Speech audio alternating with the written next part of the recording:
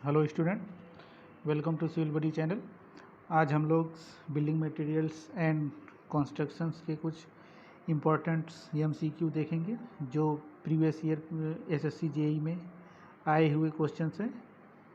ठीक है, तो हमारा आज का पहला क्वेश्चंस ये रहा। क्वेश्चन नंबर 1 क्या कह रहा है? The soundness test of cement by Lee Chatelier apparatus gives unsoundness due to। पहला ऑप्शन क्या है यहाँ पे? Free lime only, magnesia only, both free Lyme's and magnesia. सबसे पहले हमें बात अनसाउंडनेस क्या होता है। अनसाउंडेड ये होता है जब हम सीमेंट का टेस्ट करते हैं, जब सीमेंट सेट हो जाती है तो उसमें क्या होता है, उसके वॉल्यूम में कुछ चेंजेज आ जाते हैं, वॉल्यूम उसका इंक्रीज कर जाता है। तो उसी वॉल्यूम जो इंक्रीज होता है वो किस किस चीज़ की वजह से हो सकता है? ये तो फ्री लाइम की वजह से हो सकता है, और मैग्नीशिया की वजह से हो सकता है, एंड सल्फ़र की वजह से हो सकता है। ठीक है, तो अगर फ्री लाइम प्रेजेंट है किसमें? सीमेंट के अंदर में, तो वहाँ पे क्या होगा, सीमेंट का वॉल्यूम क्या होगा, वो चेंज हो जाएगा, तो इंक्रीज कर जाएगा। इसी को हम क्या बोलते हैं? अनसाउंडनेस बोलते हैं। तो अनसाउंडनेस साउंडनेस जो हम टेस्ट का कुछ इसमें हम जो है एपरेटस होता है जिसका नाम क्या है? ली चैटलियर एपरेटस होता है। उससे हम पता करते हैं कि सीमेंट हमारी साउंडनेस है या नहीं है। ठीक है, तो उसके लिए जो ली चैटलियर एपरेटस होता है, ये एपरेटस ओनली किसके लिए होता है? ये फ्री लाइम के लिए होता है। ठीक है, ओनली फ्री लाइम के लिए हम इसको यूज करते हैं। और मैग्नीशिया एंड सल्फ़र के लिए हमारे पास क्या है? दूसरा मेथड होता है, उसके लिए हम दूसरा एपरेटस यूज करते हैं। ठीक है, तो यहाँ पे जो हमारा ऑप्शन होगा, the soundness test of cement by Le Chatelier apparatus gives unsoundness due to, तो वो क्या ऑप्शन हो जाएगा? हमारा होगा फ्री लाइम्स ओनली। ठीक है, ली चैटलियर एपरेटस किसके लिए यूज होता है? सिर्फ फ्री लाइम्स के लिए होता है। ठीक है, तो हमारा क्वेश्चन नंबर 1 का जो ऑप्शन है, option number A is the right answer. ठीक है, अब हम चलते हैं अपने नेक्स्ट क्वेश्चन की तरफ। The lime mortar is made by, lime mortar कैसे बनता है? ठीक है, lime mortar is made by quick lime, fat lime, white lime या हाइड्रोलिक्स लाइम। तो सबसे पहले हम यहाँ पे देखते हैं लाइम मोर्टार जो बन सकता है वो हमारा एक तो पहले किससे बन सकता है? फैट लाइम से भी बन सकता है। ठीक है, फैट लाइम और दूसरा किससे बन सकता है? हाइड्रोलिक्स लाइम से भी बन सकता है। ठीक है, फैट लाइम हम कहाँ पे यूज करते हैं? फैट लाइम में क्या होता है, इसमें जो होता है 95% इसके अंदर लाइम होता है, और इसमें इम्प्योरिटीज़ कितनी होती हैं? इम्प्योरिटीज़ बहुत कम होती हैं। इसमें इम्प्योरिटीज़ जो होती हैं ओनली 5% से भी कम इम्प्योरिटीज़ होती हैं। लेकिन जो यहाँ पे हमारा हाइड्रोलिक्स लाइम है, हाइड्रोलिक्स लाइम में यहाँ पे इम्प्योरिटी जो होती है 5 से लेके 30% तक इम्प्योरिटीज़ होती है। ठीक है, और फैट लाइम का हम ये बहुत ज़्यादा दिखने में कैसा होता है? वाइट होता है। इसका कलर जो है बिल्कुल वाइट नहीं होता, क्योंकि इसमें लाइम की मात्रा ज़्यादा होती है। तो इसका जो हम यूज कहाँ करते हैं? इसका यूज हम करते हैं अगर हमें प्लास्टरिंग्स वगैरह में हम कर सकते हैं, या फिर वाइट वॉशिंग में हम कर सकते हैं। ठीक है, यहाँ हम इसका यूज करते हैं। लेकिन जो हमारा हाइड्रोलिक्स लाइम है, हाइड्रोलिक्स लाइम का हम यूज कहाँ पे करेंगे? जहाँ पे नो एयर सर्कुलेशंस हो रहा हो वहाँ पे यूज करेंगे। जैसे कि मान लीजिए फाउंडेशंस में हम इसको यूज कर सकते हैं। ठीक है, और हम जहाँ डैम वगैरह बनता है वहाँ पे जहाँ जहाँ पे मास कॉन्क्रीटिंग हम करते हैं वहाँ पर भी हम इसका हाइड्रोलिक स्लाइम का हम यूज करते हैं। ठीक है, तो हमारा क्वेश्चन नंबर 2 का कौन सा आंसर होगा? क्वेश्चन नंबर 2 का जो हमारा ऑप्शन होगा, यहाँ पे हमारे पास ऑप्शन कौन कौन से सही दिख रहे हैं? ऑप्शन जो हमें दिख रहे हैं यहाँ पे, राइट आंसर यहाँ पे 2 दिख रहे हैं। ठीक है, ये भी हो सकता है, फैट लाइम भी हो सकता है और हाइड्रोलिक स्लाइम्स भी हो सकता है। बी और सी दोनों ऑप्शंस हैं यहाँ पे। ठीक है, तो और एक बात हमें यहाँ पे और ध्यान रखनी है। क्या ध्यान रखनी है? जो हाइड्रोलिक स्लाइम होता है वो फैट लाइम से क्या होता है? स्ट्रॉन्ग होता है। ठीक है, और इसको हम कहाँ पे यूज करते हैं? फाउंडेशन में यूज कर सकते हैं और अंडर वाटर कॉन्क्रीटिंग में हम यूज कर सकते हैं। ठीक है, जब हम यहाँ पे हम 2 बातें और देखते हैं। क्विक लाइम क्या होता है? क्विक लाइम जो हमें प्राप्त होता है वो कैसे प्राप्त होता है? जब हम CaCO3 को, कैल्शियम कार्बोनेट को, CaCO3 को जब हम हीट करते हैं 900 डिग्री सेल्सियस सी पर, तो ये क्या देता है? CaO देता है प्लस CO2 देता है, कार्बन डाइऑक्साइड। ठीक है, तो यहाँ पे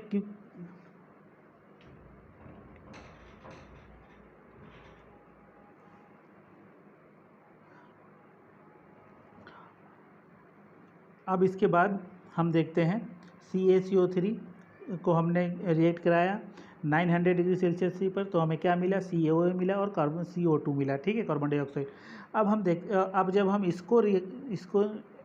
हम जब CaO को में वाटर ऐड करेंगे, पानी ऐड करेंगे, तो हमें क्या मिल जाएगा? हमें मिलेगा CaOH2 मिलेगा। ठीक है, प्लस हीट मिलेगी। ठीक है, तो इसी को हम, इस वाले को हम बोलते हैं, इसको क्या बोलते हैं? इसको हम बोलते हैं स्लेकेड लाइम बोलते हैं। ठीक है, स्लेक्ड लाइम।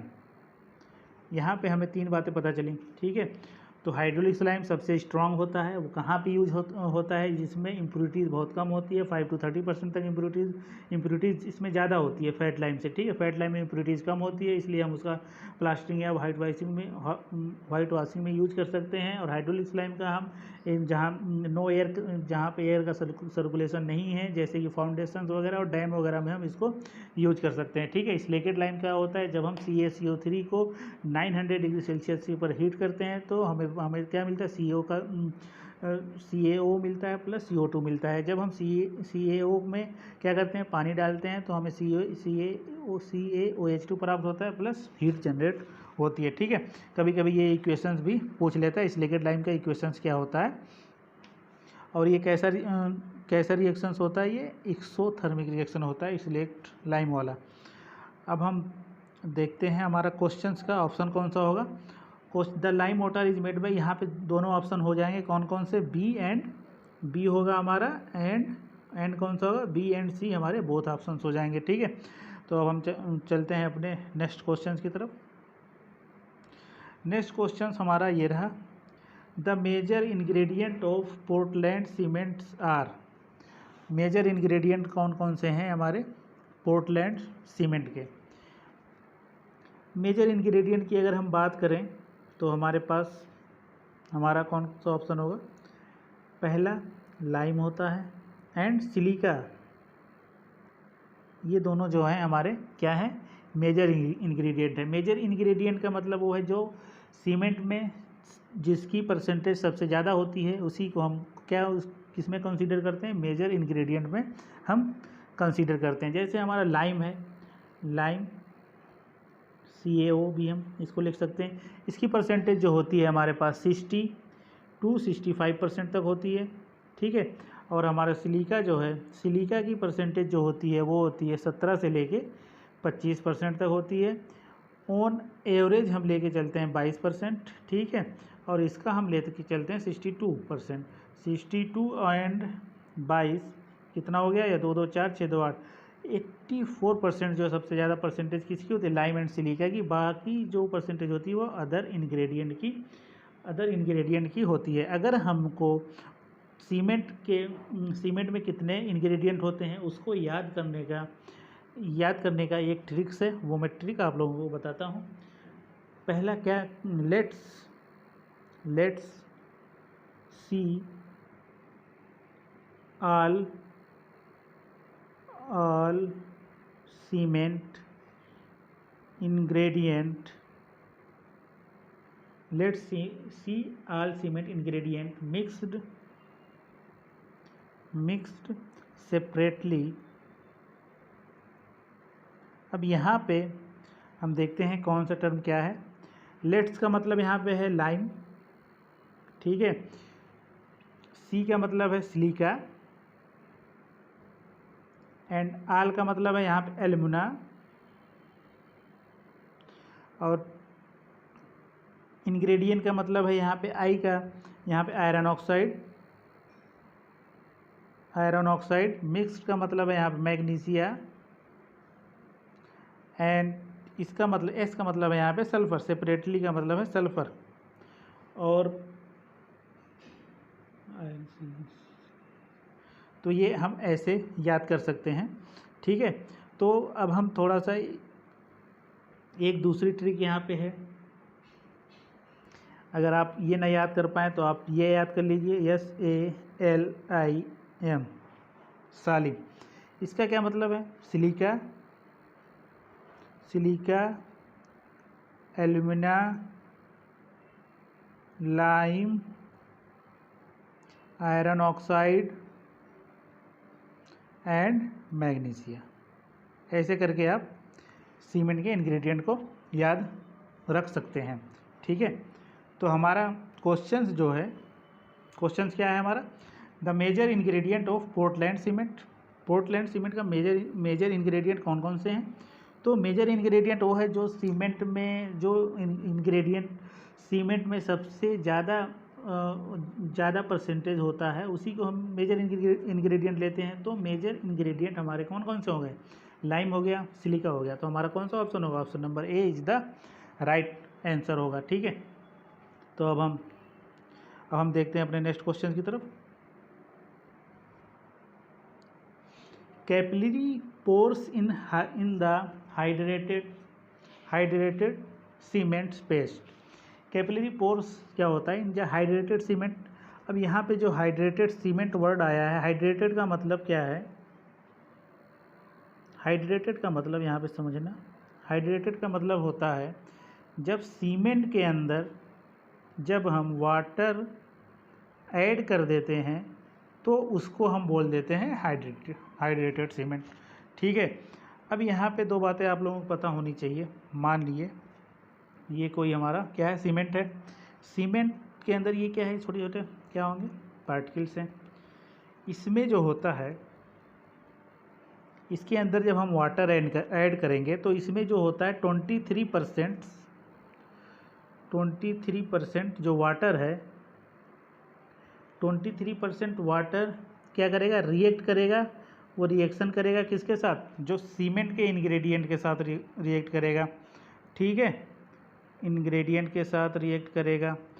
और जो इसका 35% और जो 15% वाटर है वो क्या करेगा, वॉवेट्स, जो सीमेंट के अंदर हवा होगी या जो खाली स्थान, जो सीमेंट पार्टिकल्स के बीच में जो गैप होगा, जो वॉवेड होगी या एयर होगी, वो उसको फिल करेगा, ठीक है। 15% पानी क्या करेगा, वो इसमें फिल करेगा, ठीक है।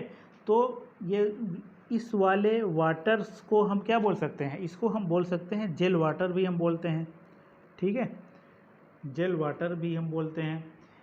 और इसमें क्या होता है, इसके जो वॉवेट्स होते हैं, सीमेंट्स के जो वॉवेट्स होते हैं इतने छोटे होते हैं कि ये जो होते हैं इंटरकनेक्टेड नहीं होते हैं एक दूसरे से, ठीक है।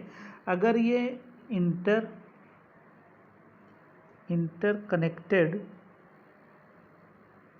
इंटरकनेक्टेड नहीं होते हैं, अगर ये क्यों नहीं होते, अगर ये इंटरकनेक्टेड होंगे तो वहाँ से क्या होगा, फ्लो ऑफ वाटर होने लगेगा, ठीक है, पानी। तो इसकी वजह से इसके वॉवेट जो होते हैं बहुत दूर दूर होते हैं, ठीक है। तो यहाँ पे दो बातें आप लोगों को पता चली। 23% वाटर जो होता है वो क्या करता है, सीमेंट इंग्रेडिएंट के साथ रिएक्ट करता है, और आपका जो 15% वाटर जो है वो वॉवेट्स को फिल करने का काम करता है, जिसको हम जेल वाटर भी बोल सकते हैं। यहाँ पे ऑब्जेक्टिव क्वेश्चंस में कभी कभी जेल वाटर जो कभी कभी आप ऑब्जेक्टिव क्वेश्चंस में पूछ सकता है कि जेल वाटर की परसेंटेज कितनी होती है जो सीमेंट के इंग्रेडिएंट के साथ रिएक्ट नहीं कर सकता, वो पोर को फिल करने का काम करता है, तो उसको हम क्या बोलेंगे, 15% वाटर होता है। और जो इंग्रेडिएंट के साथ रिएक्ट करता है उसको हम क्या बोलेंगे, 23% ऑफ वाटर उसको बोलेंगे। ठीक है, तो यहाँ पे हमें अब हम अपने क्वेश्चंस की तरफ चलते हैं। ठीक है, हमारा क्वेश्चंस क्या कह रहा है, capillary pores in the hydrated cement पे क्या क्या ऑप्शन है, ऑप्शन देखते हैं। पहला ऑप्शन है are not interconnected and content absorb water, ये जो होते हैं इंटरकनेक्टेड नहीं होते, and content absorb water. B option देखते हैं आर इंटरकनेक्टेड हो गया, तो इंटरकनेक्टेड तो होते नहीं हैं वर्ड्स सीमेंट के, ये गलत हो गया। Are interconnected and content water that can be used for subsequent hydration of cement. ठीक है, या फिर are not interconnected but content some quantity of gel water. ठीक है, are interconnected and content water that can be used for subsequent hydration of cement. Water का यहाँ पे use ही नहीं होता, water can not be use subsequent hydration के लिए वाटर का यूज नहीं होता। यहाँ पे जो वाटर होता है वो जेल बनाने का काम करता है, सिर्फ 15% पानी जो होता है वॉल्यूम्स के अंदर वो जेल बनाने का काम करता है। तो आर नॉट इंटरकनेक्टेड तो होते नहीं है, but content some quantity of gel water. तो हमारा कौन सा ऑप्शन होगा, ऑप्शन नंबर 4 का होगा, D is the right answer होगा। ठीक है, अब हम चलते हैं अपने नेक्स्ट क्वेश्चन की तरफ। नेक्स्ट क्वेश्चन हमारा ये रहा आज का, the operation of converting lime stone into quick limes by heating it to temperature up to 900 degree Celsius and releasing carbon dioxide तो हम इसको क्या बोलते हैं, इसको हम क्या बोलते हैं, चार्जिंग बोलेंगे, कैल्सिनेशन बोलेंगे, ड्राइंग बोलेंगे या हाइड्रेटिंग बोलेंगे। ठीक है, चलिए हम इक्वेशन देखते हैं इसकी क्या है। जब हम CaCO3 इसको हम क्या बोलें, लाइमस्टोन आप लोगों ने देखा होगा। इसको जब हम हीट करते हैं कितने डिग्री सेल्सियस से, 900 डिग्री सेल्सियस से, तो हमें क्या मिलता है, CaO मिलता है। CaO को हम क्या बोलते हैं, क्विक लाइम बोलते हैं। ठीक है, क्विक लाइम क्यों कहते हैं, क्योंकि बहुत फास्टली ये रिएक्शंस करता है वाटर के साथ। ठीक है, प्लस क्या मिलेगा, CO2 हमें निकलता हुआ मिलेगा। ठीक है, तो यहाँ पे अगर आपको क्विक लाइम क्वेश्चन में पूछ सकता है, क्विक लाइम पहचानो इसमें से कौन सा है, तो आपको CaO बताना पड़ेगा। लाइमस्टोन CaCO3 बनाया, तो यहाँ पे क्या हो रहा है, यहाँ पे कैल्सिनेशंस तो हो रहा है। यहाँ पे कैल्सिनेशंस क्या है, calcinations is the process of heating limestone to high temperature in air अथवा ऑक्सीजन। ठीक है, तो कैल्सिनेशंस क्या है, यह एक प्रोसेस है जिसमें हम हीटिंग करते हैं, लाइमस्टोन को क्या करते हैं, हीट करते हैं टू हाई टेम्परेचर। टेम्परेचर कितनी डिग्री सेल्सियस पे हम लाइमस्टोन को हीट करते हैं, ये भी क्वेश्चन आपसे पूछ सकता है। 900 डिग्री सेल्सियस पर विद इन एयर और ऑक्सीजन में। ठीक है, तो हमारा क्या होगा, 5 का option number B is the right answer होगा। ठीक है, अब हम चलते हैं नेक्स्ट क्वेश्चन की तरफ। नेक्स्ट क्वेश्चन क्या कह रहा है, select cement out of the following which may be used in mass concrete constructions. Mass concrete constructions में कौन सा यूज होता है। ठीक है, मास कॉन्क्रीटिंग की हम बात करें, जहाँ पे हमें जैसे हम डैम वगैरह बना रहे हैं, डैम वगैरह में हम क्या मास कॉन्क्रीटिंग करते हैं, वहाँ पे हमें क्या करना होता है, वहाँ पे जैसे डैम वगैरह अगर हम बना रहे हैं, वहाँ पे हमें कॉन्क्रीटिंग एक बार में करनी होती है, बहुत ज़्यादा मास के रूप में बहुत ज़्यादा कॉन्क्रीटिंग करनी होती है। तो उसकी वजह से वहाँ पे क्या होगा, हीट ज़्यादा ना जनरेट हो, यहाँ पे हीट ज़्यादा ना जनरेट हो, हीट बहुत ज़्यादा जनरेट होगी तो हमें क्या करना होता है, हीट को कंट्रोल करना होता है। तो जब हमें हीट को कंट्रोल करना होता है तो हम कुछ अलग से थोड़ा सा सीमेंट हम यूज, थोड़ा सा जो हीट कम जनरेट करती है, जिसमें जो होता है जिप्सम्स की मात्रा कम होती है, उसको हम यूज करते हैं। ठीक है, जैसे कि low heat Portland cement use कर सकते हैं। ठीक है, ये तो पहला ऑप्शन तो हमें राइट दिख रहा है। ठीक है, और ये क्या है, Portland blast furnace slag. Portland cement में हम कुछ फर्नेस वगैरह ऐड करते हैं जिसको हम स्लैग बोलते हैं, तो उसको हम इसको भी हम क्या करते हैं, यूज करते हैं। इसको यूज करने से क्या होगा, सीमेंट लो, इसमें जो रेट ऑफ इसमें क्या होता है, C2S की मात्रा, जिप्सम की मात्रा ज़्यादा होती है, ठीक है। एंड जो हमारा ये है क्या, जिसको हम बोलते हैं PPC क्या है, Portland pozzolana cement. Portland pozzolana क्या है, अब यहाँ पे पोजोलाना जो वर्ड आया है, पोजोलाना ये क्या है, ये जो पोजोलाना में जो आता है, हमारे कौन कौन से मटेरियल आ सकते हैं पोजोलाना में जो होता है, हमारे पास जो फ्लाई ऐश वगैरह जो निकलता है, फ्लाई ऐश हो गया, आपका राइज हस्क हो गया, ये सब मटेरियल्स हम पोजोलाना में यूज कर सकते हैं। जो हमारा OPC होती है, OPC सीमेंट के अंदर हम क्या कर सकते हैं, 10 to 25% पोजोलाना मटेरियल हम यूज करते हैं। जो हमारा पोजोलाना होता है वो अगर सिंगल स्टेट में प्रेजेंट है, मतलब पोजोलाना फ्लाई ऐसी है, पोजोलाना सिंगल स्टेट में प्रेजेंट है, तो वो जो होता है उसका जो है कोई सीमेंटेनियस प्रॉपर्टीज इसकी कुछ नहीं होती। जब हम इसको क्या करते हैं, OPC में ऐड कर देते हैं, जब हम OPC सीमेंट में ऐड कर देते हैं तो इसकी ये जो होता है सीमेंटेनियस प्रॉपर्टीज़ इसमें आ जाती है। कितना यूज करते हैं, 10 to 25% तक यूज करते हैं, ठीक है। तो इसलिए हम यूज करते हैं क्योंकि फ्लाई ऐश जो होता है थोड़ा सस्ता भी होता है, और इसको ऐड करने से हमें सीमेंट की क्या है, थोड़ा स्ट्रेंथ भी ज़्यादा मिलती है, तो ज़्यादा मिलती है, और जो है ये थोड़ा सस्ता भी होता है, और थोड़ा सीमेंट को बनाने में थोड़ा खर्चा भी कम आता है। इसलिए आजकल हम जो हैं पोजोलाना सीमेंट में ऐड करने लगे हैं, ठीक है। तो यहाँ पे दो बातें आप लोगों को पता हुई। पोजोलाना क्या होता है, कभी कभी क्वेश्चंस में आ सकता है। पोजोलाना जो है PPC में पोजोलाना के मटेरियल हम PPC में हम पोजोलाना का परसेंटेज कितना होता है, ये क्वेश्चंस कई बार एग्जाम में आ सकता है, तो आप लोगों को ये थोड़ा याद रखना है, ठीक है। पोजोलाना का परसेंटेज कितना होगा, 10 to 25%।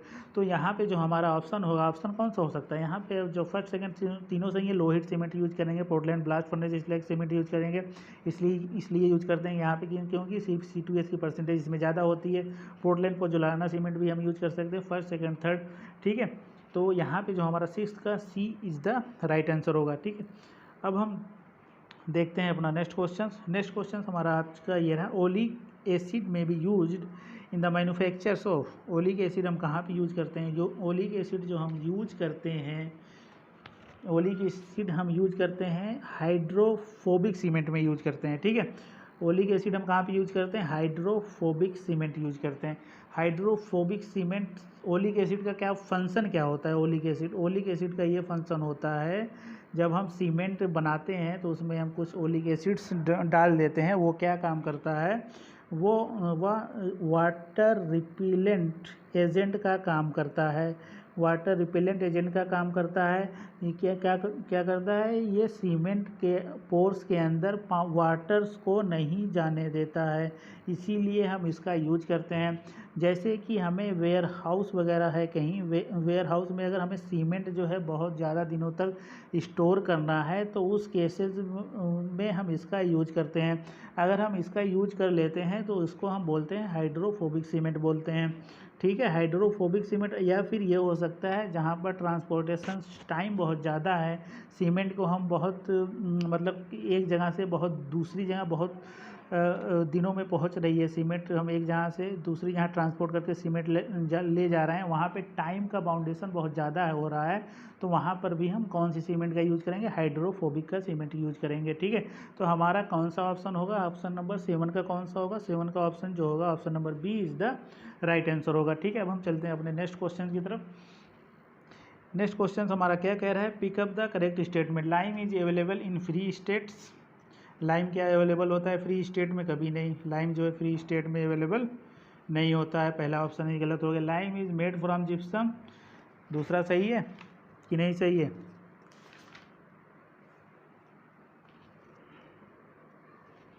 नहीं। लाइम क्या है, जिप्सम की नहीं बनता। आप लोगों को पता होगा लाइम किससे बनता है, लाइम स्टोन से बनता है।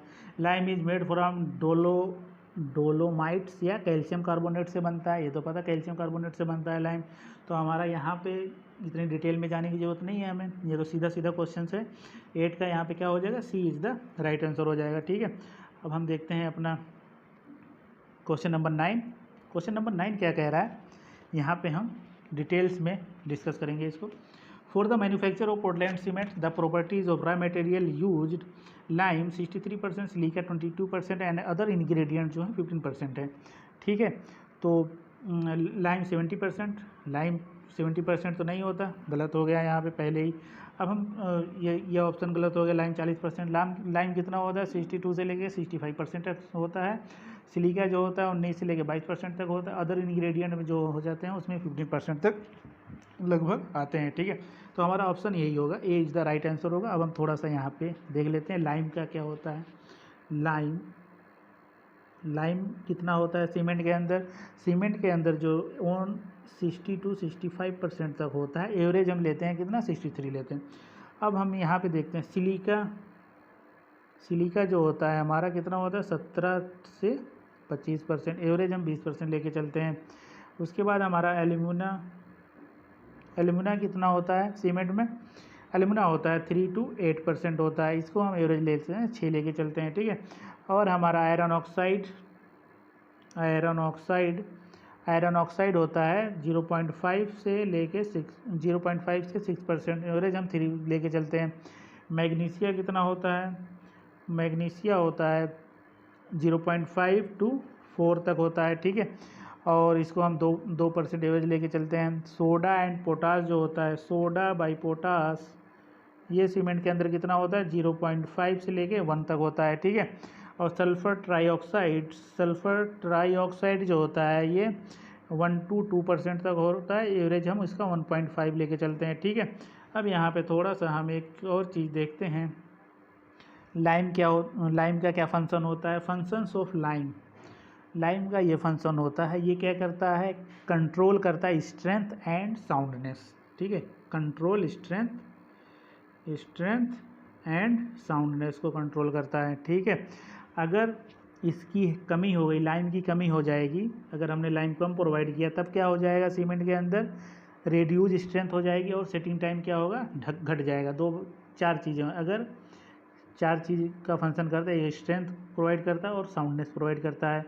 अगर हमने लाइम कम डाला सीमेंट के अंदर तो क्या होगा, एक तो स्ट्रेंथ इसकी रेड्यूज होगी और दूसरा क्या होगा, सेटिंग टाइम इसका कम हो जाएगा। 2 बातें आप लोगों को याद रखनी है। ठीक है, और सिलिका का क्या फंक्शन होता है, सिलिका का फंक्शन होता है ये स्ट्रेंथ प्रोवाइड करता है। ठीक है, अगर ये ज़्यादा हो गया, तो अगर ये सिलिका ज़्यादा हो गया क्या करेगा, सेटिंग टाइम को स्लो कर देगा। ठीक है, slow setting time.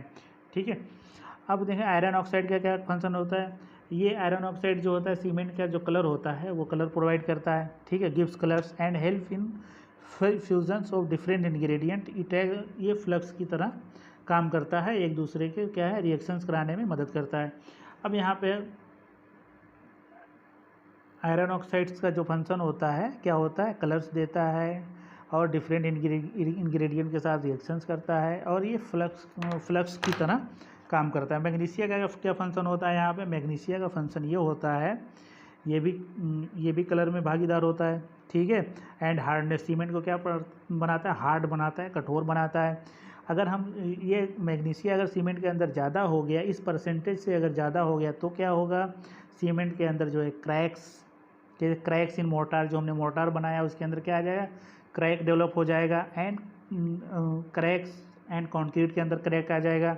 And unsoundness भी प्रोवाइड करता है, जो हमने बताया था अनसाउंडनेस किसकी वजह से होता है, लाइम मैग्नीशिया सल्फर, 3 की वजह से होता है। ठीक है, एंड जो सोडा एंड पोटास का क्या काम होता है, सोडा एंड पोटास का ये काम होता है, these are residue and if it fixes efflorescences and cracking. Efflorescences का मतलब आपने कभी कभी देखा वाइट धब्बे पड़ जाते हैं हमारे कंक्रीट के ऊपर, उसी तो जो वाइट धब्बा होता है वो किसकी वजह से होता है, वो सोडा एंड पोटास की वजह से होता है। एंड क्रैक्स वगैरह उसमें डेवलप हो सकते हैं।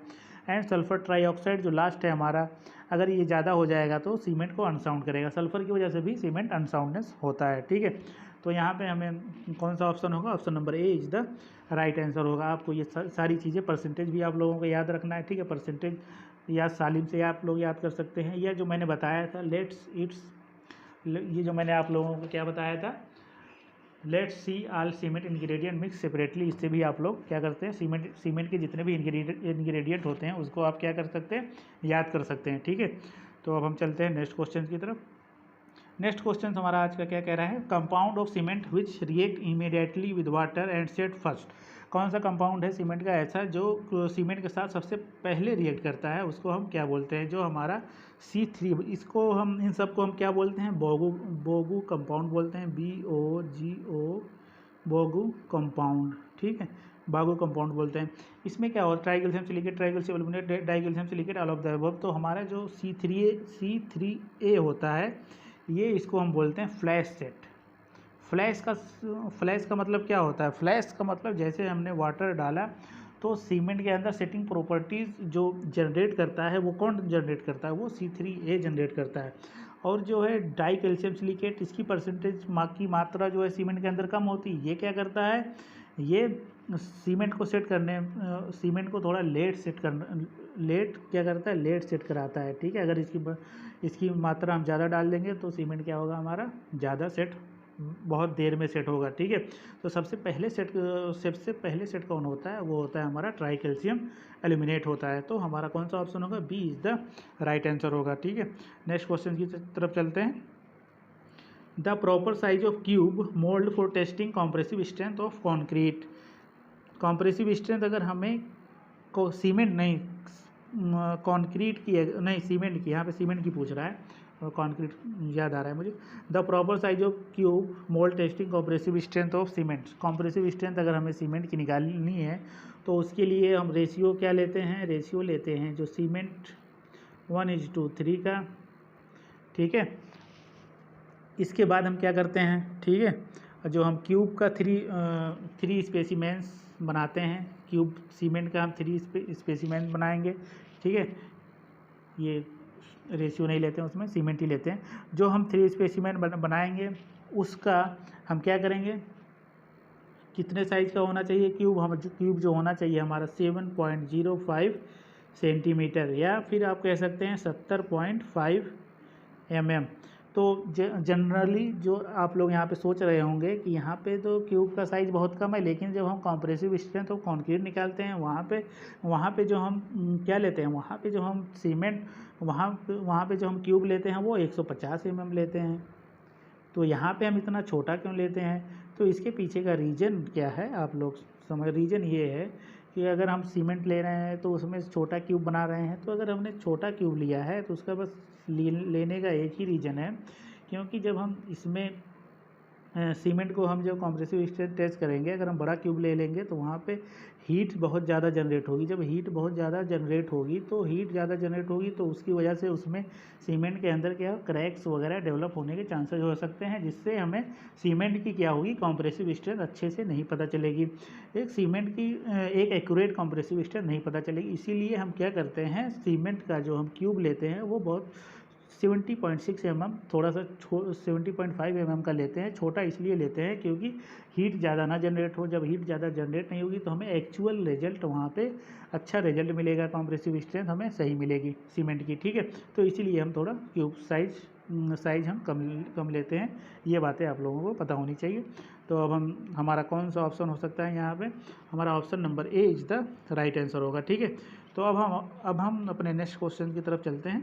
Specific gravity of OPC is generally, तो स्पेसिफिक ग्रेविटी ऑफ OPC की जो होती है वो कितनी होती है, वो जो होती है ऑर्डिनरी पोर्टलैंड सीमेंट की जो स्पेसिफिक ग्रेविटी होती है वो 3.15 होती है। ठीक है, और इसको टेस्ट करने का इसको हम टेस्ट कौन से एपरेटस से करते हैं, इसका जो एपरेटस, कभी कभी एग्ज़ाम में एपरेटस भी पूछ लेता है, क्या है एपरेटस का नाम। जो एपरेटस का नाम है उसको हम मतलब ली चैटलियर फ्लास्क एपरेटस हम बोलते हैं इसको। ठीक है, इस एपरेटस से हम क्या करते हैं, स्पेसिफिक ग्रेविटी हम टेस्ट करते हैं। अब हम चलते हैं अपने नेक्स्ट क्वेश्चन की तरफ। Gypsum is added to cement. Gypsum क्या करता है सीमेंट के अंदर, ये क्वेश्चन है। टू प्रिवेंट क्रैक्स, पहला ही ऑप्शन हमें क्रैक्स का नहीं करता। To help C2S and C3, इसका भी हेल्प नहीं करता। टू गिव्स यूनिफॉर्म टेक्सचर, इसमें भी नहीं भागीदार होता। टू काउंट्रैक्ट्स ऑफ C3A, C3A का क्या काम है, C3A का काम क्या काम है? ये फ्लैश सेट का काम करता है, सीमेंट के अंदर बहुत जल्दी सेट हो जाए हमारी सीमेंट। लेकिन जिप्सम इसका उल्टा काम करता है, जिप्सम जो करता है सीमेंट को सेट होने से रोकता है। तो ये क्या कर रहा है? कॉन्ट्रैक्ट कर रहा है C3A को। तो हमारा कौन सा ऑप्शन दिख रहा है यहाँ पे? डी दिख रहा है। 13 का कौन सा ऑप्शन होगा? Option number D is the right answer होगा। अब हम चलते हैं अपने नेक्स्ट क्वेश्चन की तरफ। हमारा नेक्स्ट क्वेश्चन ये है, water cement ratio is generally expressed volume of water required. जो हम W/C वाटर सीमेंट रेशियो जो हम लेते हैं सीमेंट का, वो कितना लेके चलते हैं? किसका टेस्ट करते हैं? जब हम 50 किलोग्राम ऑफ सीमेंट का ही तो हम निकालते हैं वाटर सीमेंट रेशियो कितना होता है, 50 किलोग्राम का ही हम लेके चलते हैं। ठीक है, 50 किलोग्राम। तो वॉल्यूम, अब यहाँ पे एक बात और आप लोगों को पता होनी चाहिए, वॉल्यूम कितना होता है? Volume of one bag of cement, जो एक बैग सीमेंट का वॉल्यूम होता है वो कितना होता है? 35 लीटर। ठीक है, या फिर इसको हम कह सकते हैं 0.035 मीटर क्यूब। ठीक है, तो ये भी बातें आप लोगों को पता होनी चाहिए। ठीक है,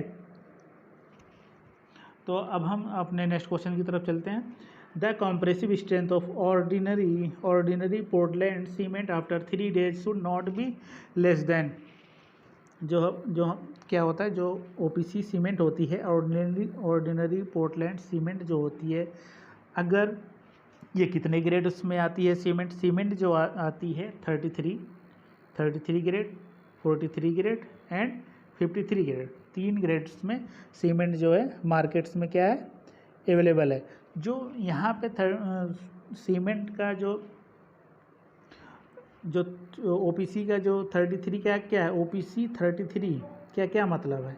33 क्या है? ये अल्टीमेट स्ट्रेंथ है सीमेंट की। अल्टीमेट स्ट्रेंथ इतनी तो स्ट्रेंथ सीमेंट की होनी ही चाहिए। कितना होनी? 33 न्यूटन पर mm²।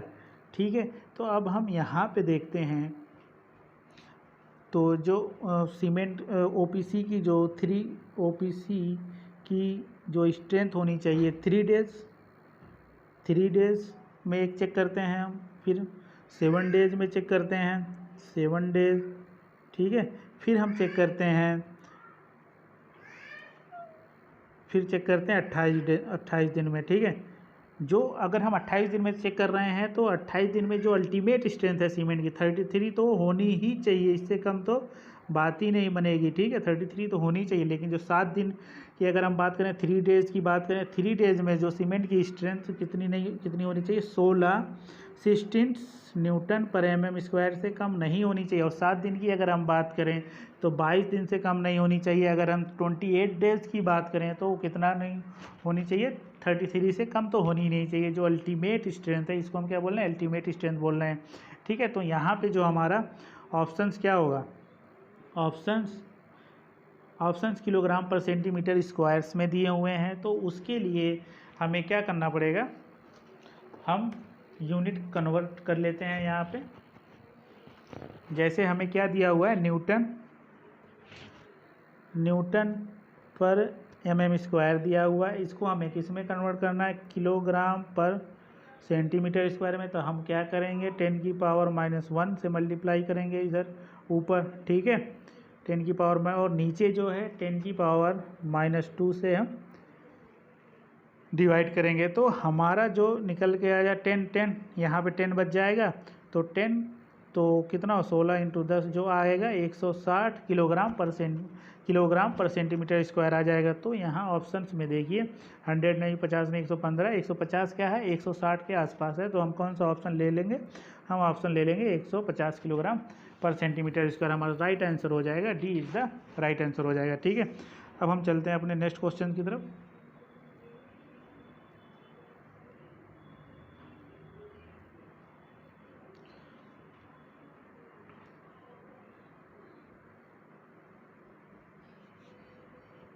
यहाँ पे क्या क्वेश्चन नंबर हमारा 16 है।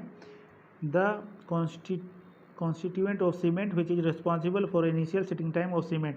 डाई कैल्शियम सिलिकेट नहीं होता ये अल्टीमेट, ये फाइनल सेटिंग टाइम्स को रिस्पॉन्सिबल होता है। ये ट्राई कैल्शियम सिलिकेट भी नहीं होता, ट्राई कैल्शियम एल्यूमिनेट जो होता है वो रिस्पॉन्सिबल होता है initial setting time of cement के लिए। ठीक है, तो हमारा सी कौन सा होगा, C is the right answer हो जाएगा। ठीक है, the main ingredient of Portland cement are, तो मेन इंग्रेडिएंट तो मैंने आपको बताया था कौन कौन से, लाइम एंड सिलिका है।